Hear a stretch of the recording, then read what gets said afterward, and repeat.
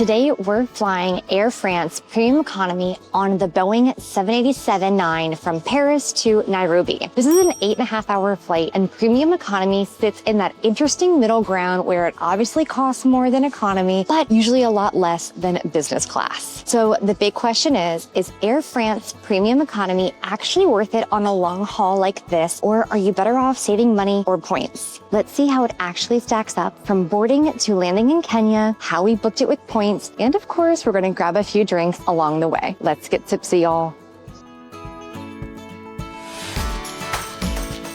We just arrived in Paris from Bologna, and we have about 2 hours until our Nairobi flight. So let's talk about how we booked this flight, because this is something we get asked about a lot. So this premium economy seat was part of our full itinerary from Bologna to Paris and then Paris on to Nairobi, all booked together on Air France via their Flying Blue program. For both of us together on this one-way route, we used 100,000 total points transferred from a credit card, plus 364 euros out of pocket, which covered the taxes and fees. Now for comparison, if we had paid cash only for this exact flight, but just for the Paris to Nairobi leg in premium economy, it would have been over 2,000 euros in total. So using points here really helped us lock in a much more comfortable long-haul flight without paying that full premium economy price. Let's talk about the premium economy cabin layout, because this really matters when you're choosing seats. On the Air France 787, Premium Economy is configured in a 2-3-2 layout. Compared to the 3-3-3 configuration in Economy, this layout feels much less crowded, and the cabin itself feels smaller and quieter, even less seats than business class, which adds the premium feel. Let's talk about the seats, because this is the main reason you upgrade. One thing that makes Air France's Premium Economy seats different on this model airplane is the hard shell design. Instead of reclining into the person behind you, the seat slides forward within its shell, so your space stays the same. We also have leg rest and a foot rest that you can leave up or down, which is great for this long-haul flight. Each seat is equipped with a large, solid tray table, a middle armrest with good storage for small items, and has a USB charger, a personal reading lamp, 2 spaces for water bottles, and lastly, 2 plugs that you can stay charged while flying, which are located under the TV remote.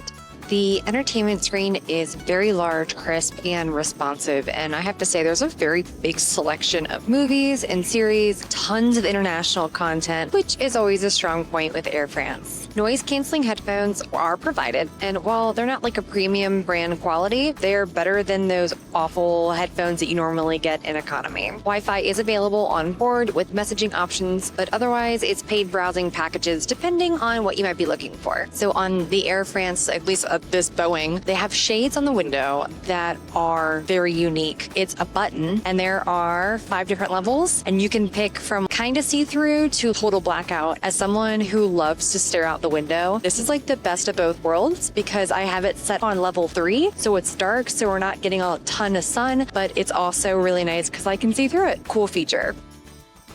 So for the Amenity Kit, fairly basic, nothing over the top. It was just toothbrush, toothpaste, socks, nightshades, and earplugs. Pretty basic, nothing special there.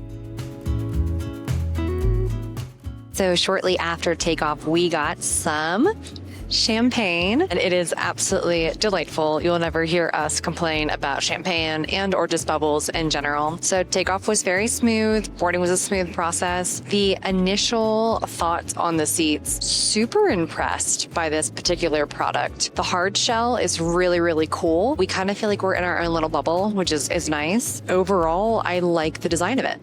So we just got our lunch for today. We usually like to do different meals, and the options today were like a pasta meal or a salmon, but she told us that they were running really low on the pasta, and so we said, sure, we can both do the salmon. Cutlery is all real. Our glasses are real. We asked if we could try all the different wines. So Chris got a red and a white, and I just got more bubbles and a red, and then he got jealous, so then he also got bubbles. I'll be honest, I might have gone a little bit overboard when it came to my drink selection here as I stare down at my 3 glasses of wine, but there was a method to the madness. I got a white wine because we had salmon, then I had a red wine for after, and then when the flight attendant asked if I wanted champagne, I initially said no, but little life lesson here, if the flight attendant asks you if you want champagne, you always say yes.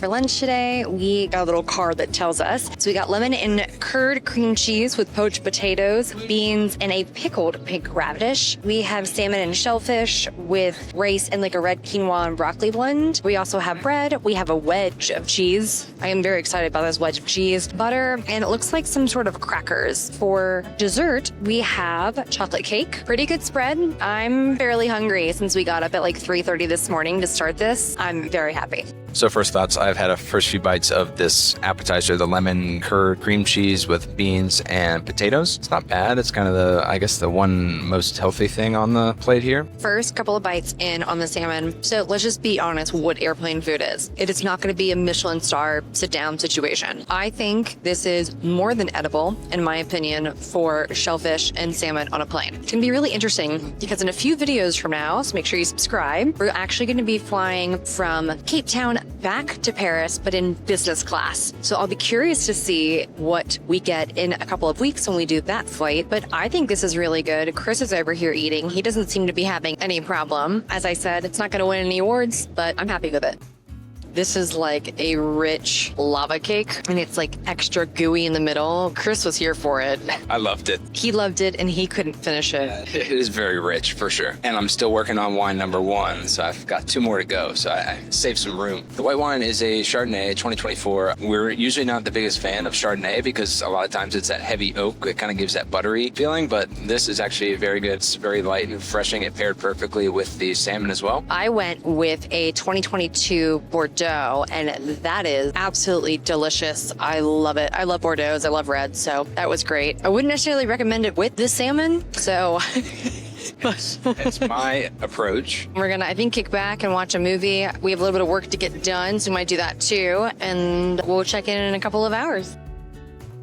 Okay, so we have about 2.5 hours left. The sun is starting to set. It is absolutely gorgeous, and unfortunately my window is really dirty, so sorry, but it's a beautiful sunset. I've gotten a couple of hours of work. Chris is catching up on TV shows and movies that he's wanted to watch, and we are just relaxing. So the seat overall, it's really not bad. Once you get comfortable, it's easy to stay comfortable. They did come through with some light snacks and some more refreshments, but for the most part, we're just kind of hunkering down.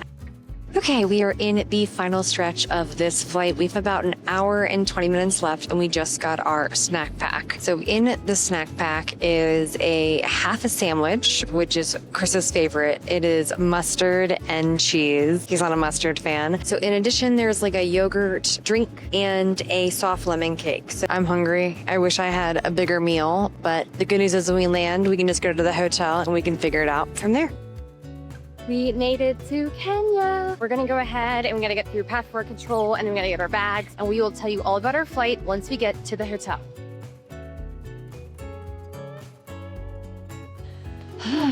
That was an adventure.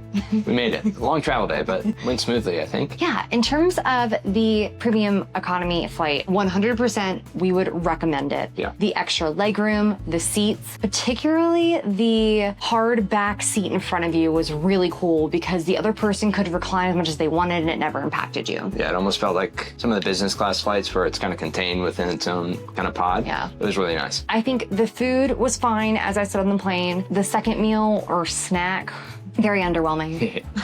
But other than that, I think for what we paid for it with the points, definitely worth it for the 8-hour flight. Yeah, one other perk that we had planned to do this overview video at baggage claim waiting for our bags, but they were the first 2 bags to come out of the baggage claim. And so ours were tagged with Sky Priority because we were in premium economy. You know, that's a little perk that we weren't expecting, but was a nice feature. So with that being said, we have a big adventure coming up here in Kenya. We're gonna spend 24 hours in Nairobi before heading off on our first safari. If you're looking for more flight review videos, we have a few. You should definitely check out this playlist. Thanks for watching, y'all. Cheers. Cheers.